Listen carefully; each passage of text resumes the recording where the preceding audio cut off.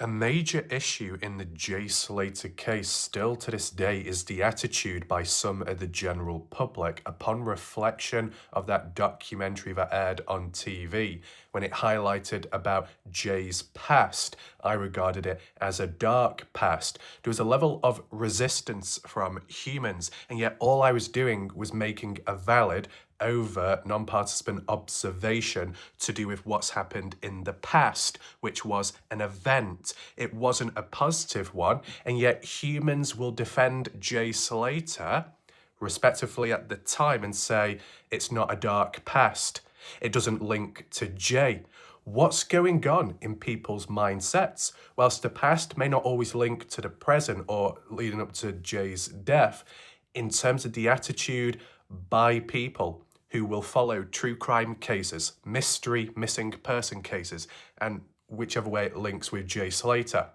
If people are going to continue with these mindsets and attitudes, what good will that do in cases overall? What good will it do down the line if people don't change their way of thinking? You've got to use language, wording, analyze it, use common sense.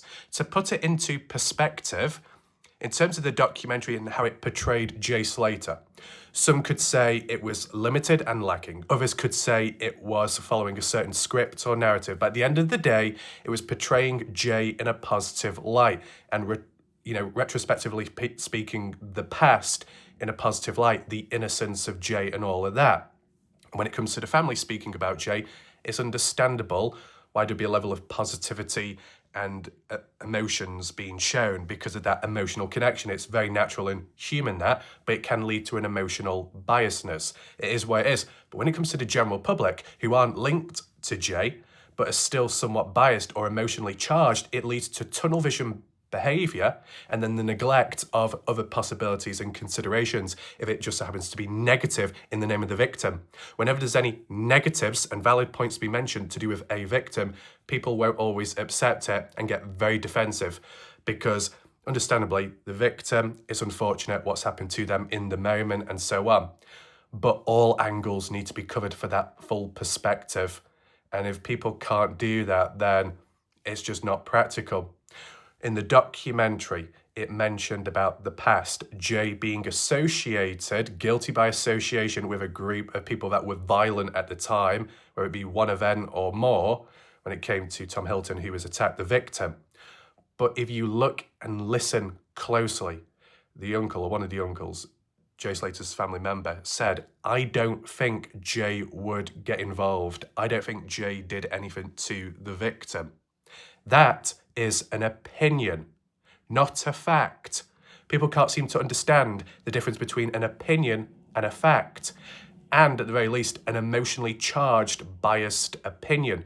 Of course, the uncle is going to think the best of Jay because of connection and supposedly knowing who Jay is and just that emotional biasness. It's normal, it's natural, it's understandable when it's people you know of. That's why it can become a conflict of interest. That's why certain roles and jobs in life, why you can't perform or act or help someone who you may know of because of conflicts of interest in the moment. Sometimes you've got to distance yourself, separate yourself, let someone else do it, take over, give their thoughts to get a non-biased, balanced outlook. But in a documentary, when you're talking about a family member, it's understandable. But by saying, I don't think Jay would do anything, that's an opinion, so you don't actually know the truth. And when it came to the victim I was speaking, or the quotes from the past, what he had to say, and Tom said, well, I don't remember. I don't remember if Jay was involved or not, as in attacking. If the victim doesn't know, and a family member doesn't think it happened, there are no facts whatsoever to show that Jay did do anything. But there's not enough evidence or facts to say Jay did nothing. So it's unknown of. It's a mystery. It's open into interpretation. And yet the general public failed to see it that way. And that's what the problem is. And furthermore, in terms of a dark past, which people seem to reject and say, Jay doesn't have a dark past. So If J doesn't have a dark past, what does it mean? To not have a dark past can imply you've got a positive past. If it's not dark, it's going to be light. So you're telling me by being guilty of association with a group of violent individuals with machetes and knives and stuff like that and attacking some supposed innocent individual back then, that's considered a positive time. Getting cut in the head, a deep cut into the head and bleeding out is a really positive time and really positive and fun. And even if you're not involved and you just stand there watching or nearby and you're associated with this group of violent people, that doesn't mean you've got a dark past, it means you've got a positive past. I think humans need to wake up. Because if people are going to have that mindset, what next? Oh, you associate yourself with ISIS. You go on over to Syria and you stand there and you watch close or from afar of people you associate with, and the others are beheading people. You don't do the beheading, but you're present and you're associated with this group that do things like that and more. Oh, you don't have a dark past. No, you don't, because you didn't do it, but you associate with these people. You fall in line with them to some extent. But because you didn't physically do it, it means you're truly innocent. You're just simply guilty by association. It is what it is. You can move on from that. People need to get a grip of themselves when it comes to that outlook, because it can get very blurred and very messy real quick.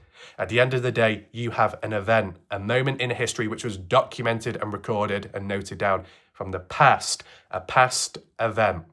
J associated with a dark group of people. Whether you call it birds of a feather flocking together or just simply somehow associating yourself with a group of people, getting into the wrong crowd maybe, but sticking with them, you're associated with a dark force. And when you associate yourself with something dark, it can consume you or it can become a part of you. And if it's something that happened back then, it's the past. It may stay in the past, but it's a moment in history in which there was a dark past, a dark event. And once you're involved in it, to some extent, to some degree, you're a part of that darkness. Whether it makes you truly a dark person in the first place or not, that's a separate debate. But just being present amongst it, are you any better? And that's talking back then. Because the general public, some of whom failed to see that and get very defensive, even now, and probably more likely in the past, when it comes to future cases, other missing people out there, true crime or not, missing person, mysteries, are they going to continue that same obtuse mindset? What good is it going to do? I think some humans need to change their mindsets and perspectives with time and not to be too emotionally charged or connected to cases, because it does lead to tunnel vision behaviour. That there are different possibilities, especially in mysteries, whether that be when it's all ongoing or when it reaches a head, but there might be still some unanswered questions. You got to remain somewhat open because it can be unexpected. If you remain closed off or quite tight-lipped or highly resistant, you might deny yourself of learning. You might deny yourself of picking up on never seen before details or looking at it in a new light. It's worth acknowledging, but I'm sure there'll be resistance regardless at the end of the day. Just wanted to clear that up in regard to the previous video. And I think humans failed to understand the importance of the previous video that was done and conducted, because if you associate yourself around a dark force of people, even if you're innocent or naive, but you repeat that behavior down the line in the future, you have not learned from it. And if people want to put the argument across that when Jay was abroad for the first time, was he naive, was he vulnerable? Key factors to consider, and who he associated himself with and who he hung out with, as in strangers for the very first time, but hanging out regardless. Is that a form of naivety? Mixing in with the right crowd or the wrong crowd of people, but just going along, going by it? That the past can teach as in the present. So where Jay has acted and who he's hung around with in the past, whether it ended bad for him or not, which you could argue and say it did because he got in trouble for it, even just by guilty by association, got in trouble. Did Jay indirectly find trouble again when it came to being on holiday? And people could say, yeah, but it's innocent. Oh, it was just an accident at the end of the day. But even that expert said they can't rule it out, as in there's still that possibility of Jay may have been pushed. It can't be truly backed up, but it can't be dismissed either, right? So who Jay's around, who he trusts, if he's naive or not, the past can teach you, as in when Jay was on holiday and meeting up with strangers, interacting with them and going out with them, Ayub and Rocky? Would people normally gain that level of trust so close and just go off somewhere into the rural area with some complete strangers? Would people normally do that? Of course, everyone's different, but it's just about the patterns of behaviour in understanding why Jay did what he did instead of simply waiting to be picked up or instead of trying to get back to the hotel, right? Understanding that behaviour and patterns, that's all it is. It's quite simple. But humans seem to have a hard time understanding that. So it's unfortunate, but it is what it is. Thanks for watching. Feel free to leave a comment down below if you want to.